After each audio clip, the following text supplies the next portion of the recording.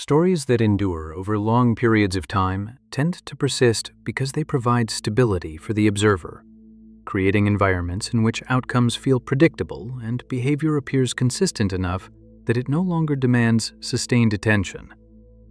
Over time, as these stories are repeated, their internal logic becomes familiar, and that familiarity gradually replaces examination, so that what was once actively observed is eventually treated as a given. In this way, repetition reduces uncertainty not by clarifying reality, but by narrowing the range of questions that are asked. Within stories shaped by this kind of stability, characters are rarely understood as systems responding to conditions that change around them. Instead, they are treated as fixed expressions of temperament, figures whose actions are interpreted as inherent traits rather than as situational responses. This shift matters because it produces characters who are easy to recognize but difficult to understand, allowing recognition to substitute for explanation and reducing the need to examine why behavior takes the form that it does. As a result, many long-standing narratives are commonly believed to be about safety. They appear to depict worlds in which conflict never escalates beyond containment, needs remain manageable, and disruptions resolve themselves without leaving lasting effects. Time passes within these environments, but pressure does not seem to accumulate, giving the impression that the setting itself absorbs strain without altering its structure. The subject known as Winnie the Pooh is frequently placed within this category. He is widely understood as a figure of gentleness and simplicity, whose presence suggests calm rather than vulnerability or risk. His behavior is remembered as slow and unambitious, and the environment surrounding him is assumed to function as a protective buffer, preventing meaningful loss or long-term consequence. Because of this framing, his actions are rarely examined as responses to limitation. Forgetfulness is treated as harmless, repetition is interpreted as comfort, and fixation is understood as charm rather than constraint. These interpretations depend on the assumption that nothing essential can be lost and that the system will continue to sustain itself regardless of how its members behave within it. This assumption, however, holds only from the outside. From within any closed system, certainty operates differently. Because resources are not symbolic, access is not guaranteed, and stability is never permanent, even when it appears so in retrospect. When the number of available options is small, behavior becomes more significant rather than less, since each action carries greater weight within the system as a whole. The purpose of this observation is not to challenge the familiarity of the story or to impose meaning where none exists, but to suspend the assumption that the environment is inherently safe. By doing so, it becomes possible to consider what kinds of behavior would logically emerge within a limited and repetitive setting where continuity depends on conditions remaining unchanged. This approach requires no judgment of the subject and no reinterpretation of intention. It requires only that behavior be examined as adaptive rather than symbolic, because even systems that appear gentle exert pressure, and even figures associated with comfort must respond to that pressure in order to remain functional. Within the environment he occupies, Winnie the Pooh behaves with remarkable consistency. His actions do not shift in response to ambition, comparison, or long-term planning, but instead repeat in stable loops guided by immediate need and familiar routines. This repetition is often read as a lack of complexity, even though structurally it reflects a coherent internal logic. Pooh operates under a narrow set of assumptions about how the world functions. He expects the environment to remain largely the same, assumes continued access to what he values, and relies on the predictability of those around him. These assumptions are not stated, but embedded in his behavior, which is why he does not prepare for disruption, having learned that disruption rarely alters the system in lasting ways. His focus on a single primary desire functions as an organizing principle rather than a weakness. By orienting his attention toward something concrete and repeatable, he avoids the strain of competing goals and unresolved trade-offs. What matters to him is not growth or accumulation, but the maintenance of a state he already recognizes as sufficient. From within his mental framework, this behavior makes sense. A limited environment rewards predictability, and when options are few, overextension becomes costly. Pooh does not attempt to optimize the system, but to remain aligned with it as he understands it. His forgetfulness follows the same logic. It is neither random nor evenly distributed, tending instead to remove information that would require him to restructure expectations or alter routine. This allows him to preserve internal stability by narrowing attention rather than by changing his model of the world. This pattern reduces friction and minimizes internal conflict while also limiting awareness. Pooh rarely experiences tension between who he is and what the environment demands because he has shaped his expectations to fit within a narrow range. He does not question whether the system could change and behaves as though it will not. In this sense, his passivity is not a lack of agency, but a specific use of it. He chooses not to expand his needs beyond what the environment has historically provided, preserving continuity while increasing dependence on the system remaining intact. What appears from the outside as simplicity is, from the inside, a maintained equilibrium. Pooh's behavior works because the environment has not yet forced him to update his assumptions, and his routines remain viable because the conditions that support them have not meaningfully shifted. Nothing in his behavior is foolish within the context he understands. His actions follow from his assumptions, which are reinforced by repetition as the system continues to reward him for staying the same. That requirement does not need to arrive dramatically, it only needs to arrive unevenly. Systems rarely collapse all at once. More often they become uneven as certain elements shift while others remain unchanged, creating small asymmetries that are difficult to perceive from within. These asymmetries do not require malice, error, or intent, but emerge naturally when timing, access, or information begins to distribute itself unevenly across the environment. For Winnie the Pooh, structural tension does not appear as a threat, but as a subtle misalignment between expectation and outcome. The environment still looks familiar, and the people around him continue to behave in recognizable ways. What changes is not the surface of the system, but the reliability beneath it. The first imbalance is informational. Pooh operates with limited awareness of how resources move through his environment and does not track patterns of availability beyond immediate experience. When access fluctuates, he experiences it as an isolated event rather than as part of a broader shift, which makes him slow to recognize that conditions are changing even when they are. A second imbalance emerges in timing. Pooh assumes that need and satisfaction will remain closely linked, so that hunger is followed by access and desire by fulfillment. When delays occur, they introduce tension that his existing framework cannot explain because he interprets delay not as a signal to adjust, but as a temporary interruption.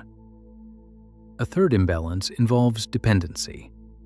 Pooh's equilibrium depends not only on the environment itself, but on the behavior of others within it, as his stability assumes continued compensation for gaps he does not address himself. As long as this compensation holds, the system absorbs strain without forcing change. But when it weakens, the cost becomes visible. Importantly, none of these imbalances require a change in Pooh's character. He does not become more demanding, careless, or unaware because the shift occurs when the conditions supporting his pattern stop distributing support evenly. What once functioned as a closed loop begins to leak. This is how structural pressure operates. It does not announce itself, but accumulates quietly until existing behaviors no longer resolve tension, at which point the system begins to ask for something new, not through instruction, but through consequence. Pooh continues to behave as he always has because, from his perspective, the logic that guided him still appears valid. The environment, however, has begun to respond differently, creating a growing gap between intention and outcome that repetition alone cannot close. At this stage, nothing has failed and no harm has occurred.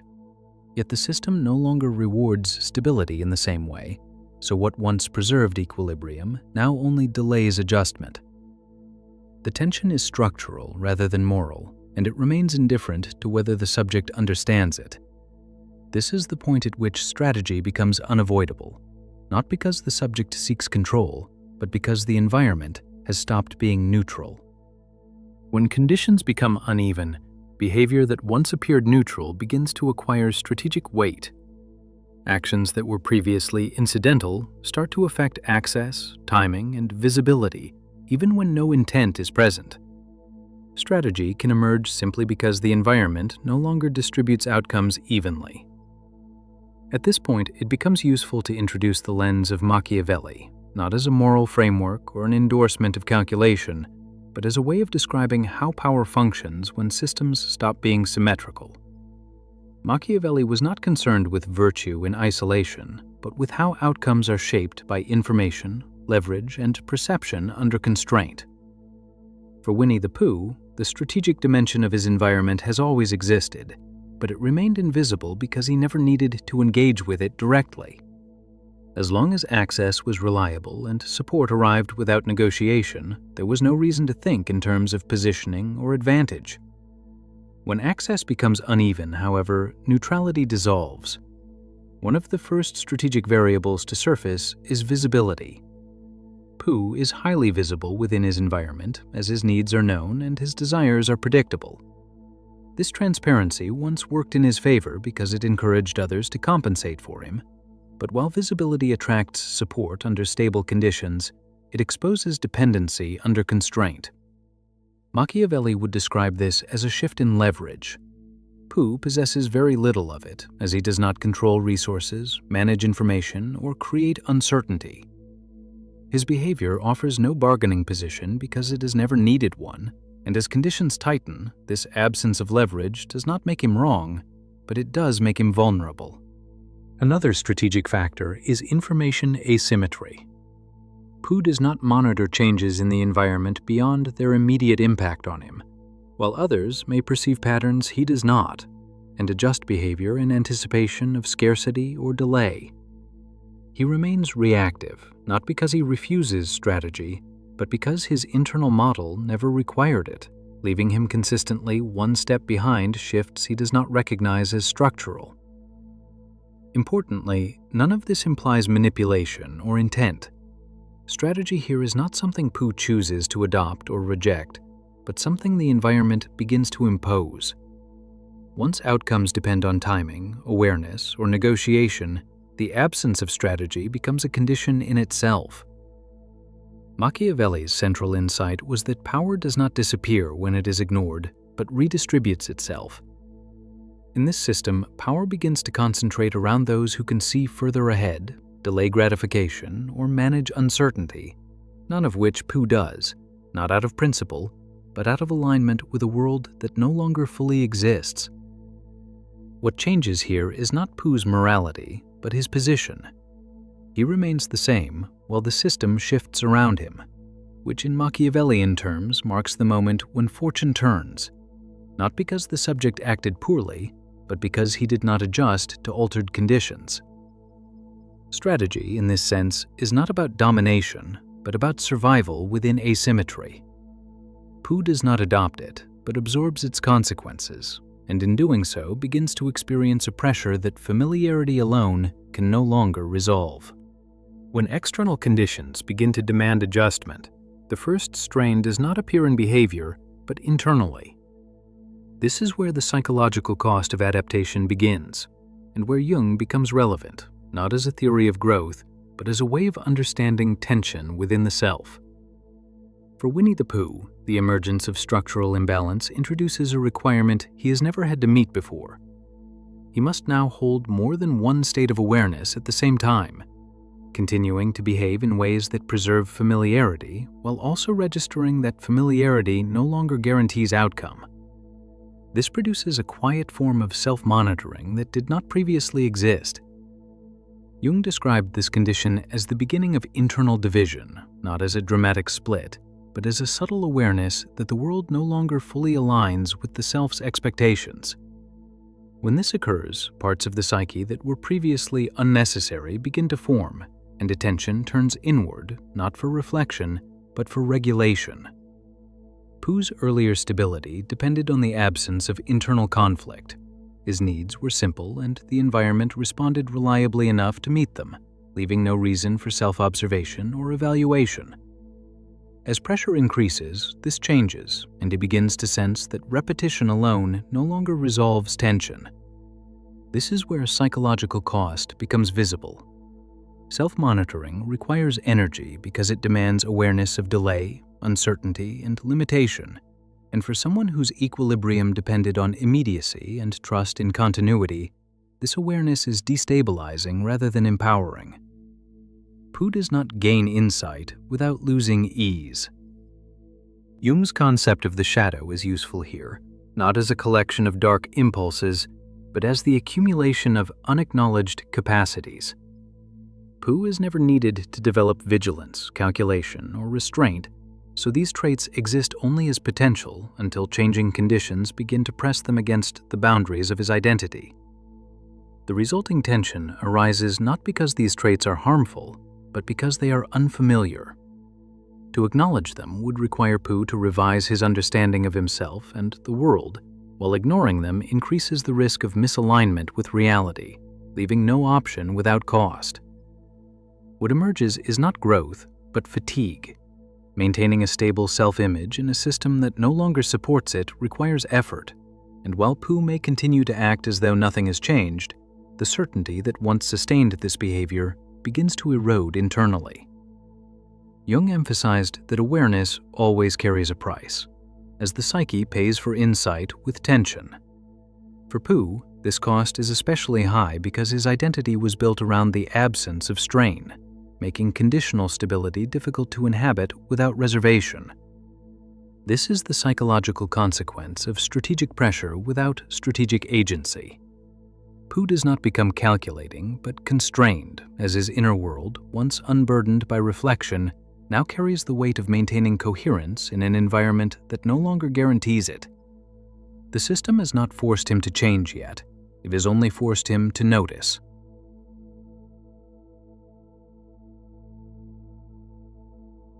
When awareness enters a system that was previously sustained by continuity, the next strain appears at the level of values.